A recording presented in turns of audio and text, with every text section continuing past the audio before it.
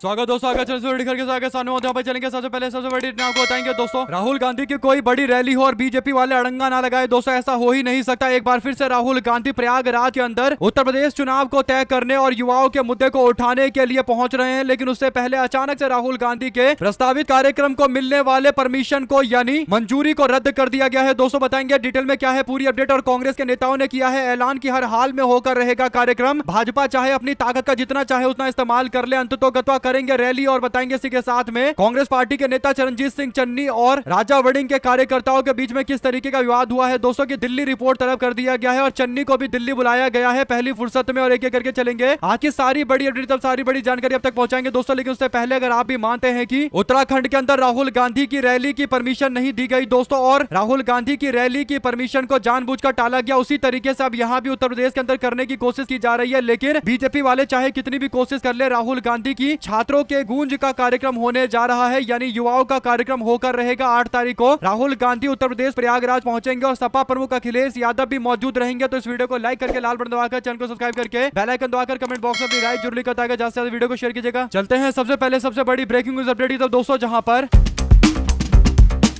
राहुल गांधी के प्रयागराज कार्यक्रम को लेकर विवाद की पूरी कहानी सामने आई है दोस्तों। राहुल गांधी 8 अगस्त को प्रयागराज के केपी यानी कायस्थ पाठशाला ग्राउंड के अंदर छात्रों की गूंज कार्यक्रम करने वाले थे और एक छात्र युवा संवाद कार्यक्रम प्रस्तावित था दोस्तों। केपी ट्रस्ट ने 30 जुलाई को लिखित अनुमति दे दी थी, यानी कह दिया था राहुल गांधी को कोई आप आइए और छात्रों से बातचीत करिए, रैली करिए। अनुमति मिल गई थी दोस्तों, लेकिन उसके बाद ट्रस्ट के कार्यवाहक अध्यक्ष चौधरी जितेंद्र नाथ सिंह के पत्र के मुताबिक 2 कारण बताए गए हैं जिस पर राहुल गांधी के कार्यक्रम को मिलने वाली अनुमति को रद्द कर दिया गया है दोस्तों। पहला कारण यह बताया गया कि हाईकोर्ट के आदेश का हवाला देते हुए ट्रस्ट के 2 स्कूल के संचालन के दौरान मैदान किसी कार्यक्रम को नहीं दिया जा सकता, यानी पहले राहुल गांधी की रैली के लिए परमिशन दिया गया, फिर इनको नियम याद आया कि हाईकोर्ट ने कहा था कि ऐसे 2 स्कूलों के संचालन के दौरान यानी अगर स्कूल चल रहे हैं तो ग्राउंड नहीं दिया जाएगा राहुल गांधी या किसी भी कार्यक्रम के लिए। दूसरा ये कहते हैं कि लगातार बारिश से मैदान की स्थिति खराब होने की आशंका है, जिसे उसे दोबारा तैयार करने में समय और संसाधन लगेगा। यानी इनको लगता है कि इस तरीके की बातें करेंगे तो सामने वालों को पता नहीं चलेगा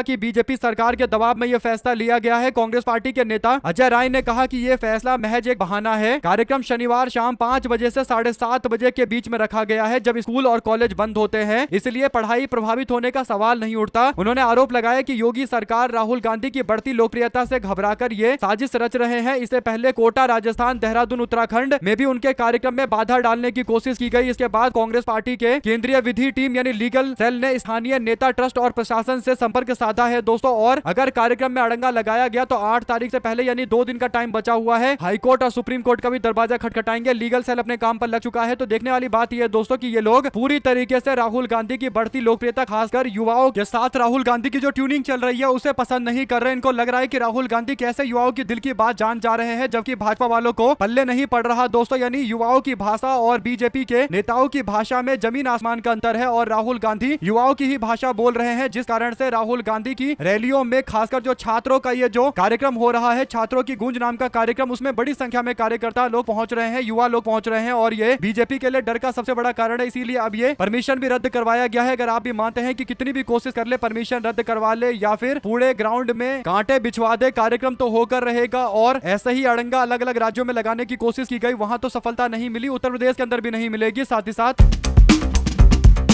पंजाब कांग्रेस के अंदरूनी कलह एक बार फिर से खुलकर सामने आया है दोस्तों। गुरुवार को लुधियाना के गुरु नानक भवन के अंदर आयोजित एक बैठक के दौरान पूर्व मंत्री भरत भूषण और पंजाब कांग्रेस के अध्यक्ष अमरिंदर सिंह राजा वड़िंग के समर्थकों के बीच में जमकर नारेबाजी हो गई दोस्तों। स्थिति कुछ समय के लिए तनावपूर्ण हो गई, हालांकि बड़ा टकराव होने से पहले ही मामले को शांत किया गया। बैठक में पंजाब कांग्रेस मामलों के प्रभारी भूपेश बघेल और प्रदेश के अध्यक्ष राजा वड़िंग मौजूद थे। कार्यक्रम के दौरान आशु के समर्थकों और सिमरजीत सिंह बैस के समर्थकों के बीच में तीखी नोकझोंक हो जाती है। प्रत्यक्षदर्शी के अनुसार आंसू के समर्थक सन्नी भल्ला और पंकज शर्मा काका, इंद्रजीत इंडी और ईश्वर जोत चीमा सहित कई और नेता पंक्ति में बैठे हुए थे दोस्तों। सामने की पंक्ति में बैठे हुए थे राजा वड़िंग और अन्य वरिष्ठ नेता मंच पर मौजूद थे। आंसू के समर्थकों ने भरत भूषण आंसू के समर्थन में नारे लगाने शुरू कर दिए। इन नारों के बीच में राजा वड़िंग के समर्थकों ने भी अपने नारे लगाए, जिससे मामला काफी ज्यादा भड़क गया दोस्तों। इसके जवाब में आरएसएस वर्कर बाहर जाओ के भी नारे लगाए गए। तो कहने का मतलब पंजाब कांग्रेस में स्थिति अभी अच्छी नहीं है, इस बात को स्वीकार करना पड़ेगा और पंजाब के अंदर कांग्रेस पार्टी को संगठन के अंदर बड़े बदलाव करते हुए उन नेताओं को भी शंट करवाना पड़ेगा दोस्तों जो लोग पार्टी को कमजोर करने की कोशिश कर रहे हैं। अगर आप भी मानते हैं कि अमरिंदर सिंह राजा वड़िंग को जब प्रदेश अध्यक्ष बना दिया गया तो सारे नेताओं को पार्टी आला कमान का फैसला मानना चाहिए। उनको पार्टी आला कमान के खिलाफ मोर्चा खोलने की जगह, यानी आला कमान के फैसले की जगह मोर्चा खोलने की जगह उनको अपने काम पर फोकस करना चाहिए दोस्तों। लेकिन ये नारेबाजी और तमाम तरीके के प्रयास करके कहीं ना कहीं कोशिश किया जा रहा है कि पंजाब इकाई कांग्रेस को कमजोर किया जाए। अगर आप भी मानते हैं कि टाइम आ चुका है जब राहुल गांधी को इस मामले पर खुद दखल देना पड़ेगा दोस्तों, और ये सुनिश्चित करना पड़ेगा कि गुटबाजी वगैरह बंद हो और सब लोग मिलकर काम करें, क्योंकि अगर मिलकर काम नहीं करेंगे तो फिर संगठन पार्टी का कोई मतलब भी नहीं होता। साथ साथ कॉकरोच जनता पार्टी के संस्थापक अभिजीत दीपके ने कहा कि सीजेपी अगले महीने देश भर के लोगों से संवाद करने और उनकी समस्याओं को जानने के लिए क्या बोलती पब्लिक मुहिम शुरू करने जा रही है। मुंबई में अपने गृह नगर छत्रपति संभाजी नगर के अंदर सीजेपी की कोर कमेटी की बैठक खत्म होने के बाद संवाददाता सम्मेलन को संबोधित करते हुए उन्होंने ये बात कही दोस्तों। कोर टीम बुधवार से ही दीपके के घर पर वार्ता कर रही थी दोस्तों। दीपके ने कहा कि इस बारे में कि क्या बोलती पब्लिक मुहिम हम लोग शुरू करने वाले हैं और देश के अंदर मौजूदा हालात के बारे में लोगों से जानेंगे और उन्हें किन मुद्दों पर सामना करना पड़ रहा है। केंद्रीय शिक्षा मंत्री के पोस्ट से धर्मेंद्र प्रधान के इस्तीफे को छात्रों के विरोध प्रदर्शन में सबसे बड़ी कामयाबी बताते हुए दीपके ने कहा कि पिछले 10-12 साल के अंदर इस सरकार ने लोगों के मन में जो डर पैदा किया है, जो लोगों को डरा कर रखा हुआ है, अब उसे खत्म करने का टाइम आ चुका है। लोगों को सड़कों पर उतारने का और लोगों के असली मुद्दों के इर्द गिर्द आम जनता को आवाज उठाने का एक हौसला देने का टाइम आ चुका है। सीजेपी विकसित भारत के लिए बाबा साहब भीमराव अम्बेडकर, महात्मा गांधी, पंडित जवाहरलाल नेहरू की दृष्टि के अनुसार काम करेगी। हमारी विचारधारा वही है जो भारत के संविधान की है। सीजेपी के प्रमुख प्रवक्ता सौरभ दास, प्रवक्ता आशुतोष रांका और अन्य प्रतिनिधि भी मौजूद रहे दोस्तों। नीट प्रश्न पत्र लीक और परीक्षा में अन्य गड़बड़ियों को लेकर पिछले महीने नई दिल्ली के जंतर मंतर पर सीजेपी के नेतृत्व में हुए विरोध प्रदर्शन के कारण धर्मेंद्र प्रधान को केंद्रीय शिक्षा मंत्री के पोस्ट से हटाना पड़ा था दोस्तों। ऐसे में एक मुहिम तो देश के अंदर चल रही है। साथ साथ चलते एक और बड़ी अपडेट की तरफ, जहां पर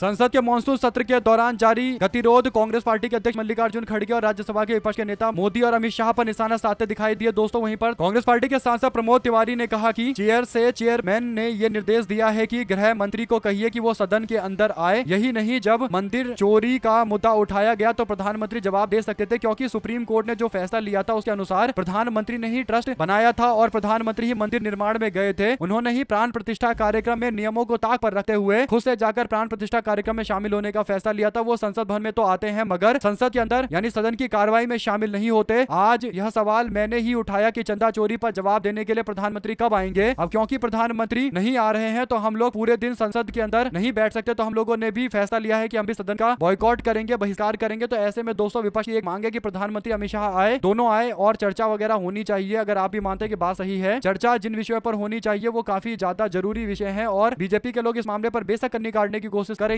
लेकिन अंततोगत्वा सच्चाई यह है दोस्तों कि इस मामले पर चर्चा तो होनी चाहिए। अगर चर्चा नहीं होगी तो फिर कैसे काम चलेगा। और एक तो प्रधानमंत्री के पोस्ट पर 12 साल से मौजूद नरेंद्र मोदी ने एक प्रेस कॉन्फ्रेंस नहीं करी दोस्तों, लेकिन लोग उम्मीद करते हैं कि कम से कम लोकसभा और राज्यसभा में आकर कुछ बोलेंगे, लेकिन शायद ये भी बोलने को तैयार नहीं है। तो आप लोग इस पूरे मामले पर जो भी प्रतिक्रिया है लिखकर जरूर बताएगा। ज्यादा से ज्यादा वीडियो को शेयर कीजिएगा दोस्तों। बहुत बहुत धन्यवाद। जय हिंद, जय भारत। कमेंट बॉक्स में अपनी राय को लिखकर जरूर बताएगा। देख रहे थे आपका अपना चैनल जय हिंद।